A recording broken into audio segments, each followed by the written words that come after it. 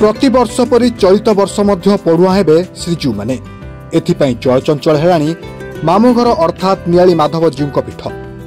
प्रथमाष्टमी को आउ मात्र किछि दिन थिबा बेले कटक जिला नियाली माधव जीव पीठ रे चलछि पूर्व प्रस्तुति। एही अवसर रे आज नियाली गोपाल समाज पक्षरु एक प्रस्तुति बैठक अनुष्ठित होइतला। अनुष्ठित बैठक में महाप्रभु निकट को पढ़ुआ भार जीवा संपर्क में आलोचना होगा सहित बड़दाण्ड में भक्त और श्रद्धालु मानक पई लक्षे आरिसा पिठा बंटन कर लक्ष्य रखा। जगतर नाथ से जगन्नाथ को मामुघर रूप पे आम माधव नियाली अंचलवासी आज गर्वित से भणजांकर पढ़ुआ भार पे आज आम यादव संप्रदायर भाई भौणी मैंने समस्त आज एकत्रित होइतलु। जेपरि भणजार पढ़ुआ किपरि लक्षाधिक पिठा पूरी बड़दाण्ड में बंटा तापी एकत्रित होइतलु एवं आम सर्वसम्मति व्यवस्था करागला। पूर्व वर्ष परी ए वर्ष लक्षे आरिसा पिठा आम पूरी बड़दाण्ड में यादव भाई मान तरफ बंटा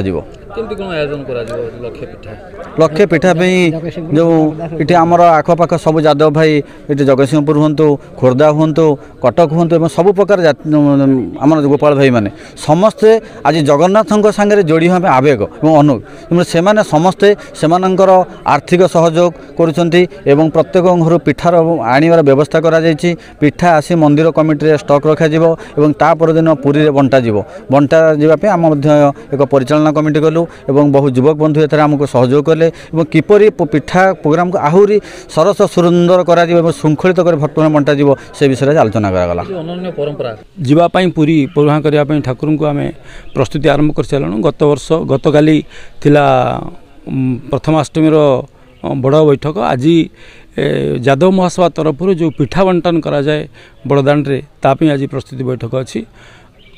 गतकाल जो बैठक थिला से बैठक रे आम समस्त विषय बिंदु उपर आलोचना करिछु।